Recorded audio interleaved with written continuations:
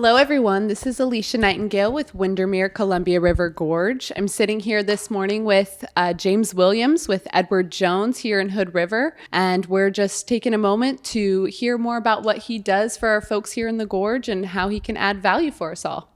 James? Thank you very much for having me first.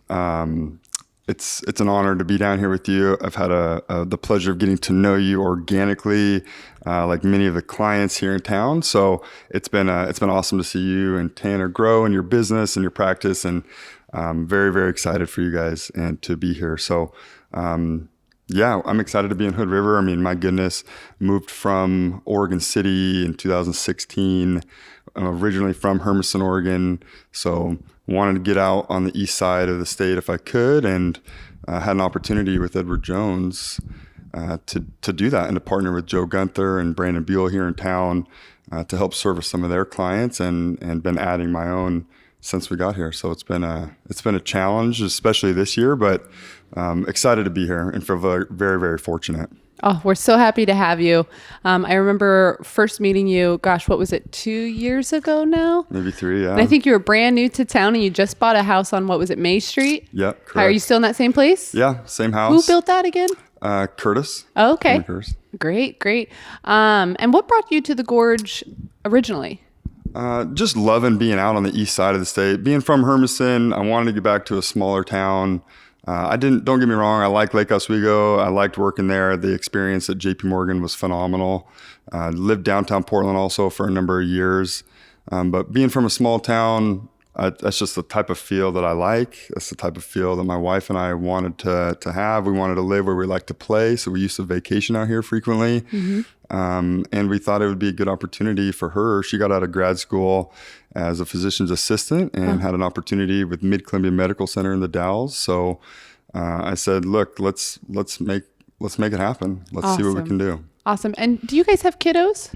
One on the way. So, congratulations. Yeah, that's thank exciting. you. You're in a great school district on May Street, right? You think you'll stay there? I think so. We're right on Indian Creek Trail, so we can walk up to the elementary school right there. Westside Elementary is right there. Our neighbor's a teacher, so we like where we're at. I think at least the next 5 years we'll probably be there. We just refinanced, take advantage of the rate environment. So at least for another 3 to 5, and then we're always looking. We're always very interested in looking up different opportunities for housing, and I'd love to have more acreage. That would be awesome. My wife would love to have a goat. I don't know why, but goats are great. I don't blame her. I don't know. So she likes that. Yeah. She likes the idea of that. I like the idea of not having traffic. If I have young children, I have a dog. Mm-hmm. I got a bird dog, so I like the idea of not being in a tight neighborhood, but. Our neighborhood is growing. It's growing frequently. Hood River's growing frequently, and that's good to see. Housing's a big issue, and you are well aware. So. Oh gosh, yeah, not nearly enough inventory for all of the amazing people that want to be here. So I totally understand. Quick question though, you said bird dog. Do you hunt around here? Yeah, not necessarily in Hood River. There's not a ton of opportunity. We do have pheasants and quail in town, right off of May Street, actually. But we go out to Eastern Oregon, out towards Hermiston. I got some friends that have some ranches out there, and a lot of public land and Heppner area out by Helix and Lexington. So if you keep driving east, there's a little bit more opportunity to get on some public land. So that is a very, very big passion of mine, and that's coming right up. I mean, we're getting into September, October, and that's when bird season starts. And oh yeah, Tanner is getting ready for his duck hunting season. Let me tell you, it's all he's talking about. It's always on YouTube. So he's got the decoys and everything. Ready to go? He has the whole shebang. He gave me his wish list for duck hunting. I need new waders. I need to buy a whole box of ammo, all the jazz. So yeah, I can relate. You guys should get together. You need a Labrador Retriever. Chocolate Lab. Yeah. Do you guys have a dog too? Yeah. Awesome. Yeah, for sure. Well, fun aside. So you said you switched from JP Morgan. Correct. To Edward Jones. Yep. Here in Hood River. Can you tell me more about the company and what you do? Yeah, of course. So was at JP Morgan for 10 years. I got licensed as a financial advisor in 2008, 2009. Another very challenging time to explore getting into the financial realm. So cut my teeth in a very difficult time and was successful there. I had a great office in Lake Oswego and wanted to, again, transition to have more autonomy, which Edward Jones provides. I wanted to be able to run a business, which they also provide. And I want to work for a full service financial firm. So it's a firm that can offer insurance for life insurance, 529 planning for college savings for kids, tax efficient of investing like IRAs, rollovers for clients that are transitioning from one job to the next. So we do a lot of that. We do a ton of retirement planning, preparing people for living in retirement to keep them on track, to make sure that we understand what their goals are. And that's one of the biggest parts of what we do, is really getting to know people, understanding their goals, working with their other professionals like their CPAs, their real estate agents, their attorneys, helping them with estate planning. So a lot of that stuff is what we're able to accomplish with people if we understand them. Yeah, no, that's so great. I mean, especially during these uncertain times, I imagine you've got a lot of calls. We've had a number of calls. Yeah. February, March was a little bit interesting. Yeah. That'd be the understatement of the century. But yeah, there was a number of people calling saying, what do we do? What should we be buying? Should we be selling?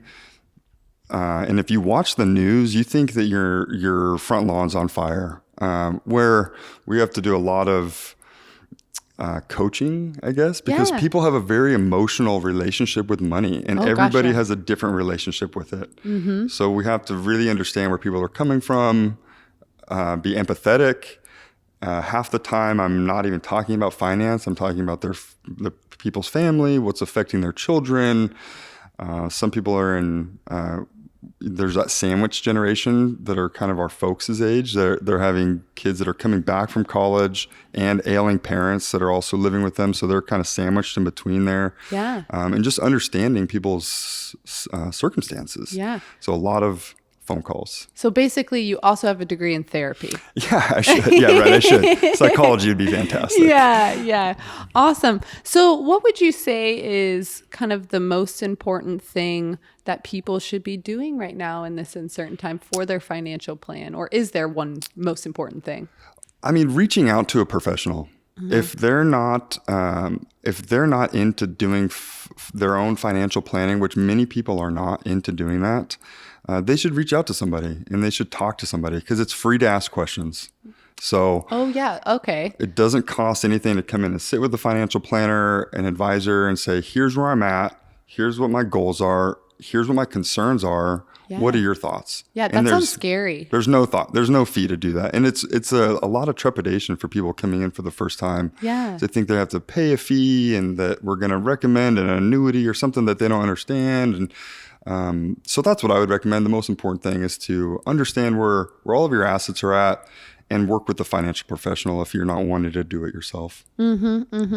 So in times like this and in an area like this where the cost of living is pretty high, that really kind of sounds a little scary for someone that might not have extra funds to put in an IRA or 529, or, really save.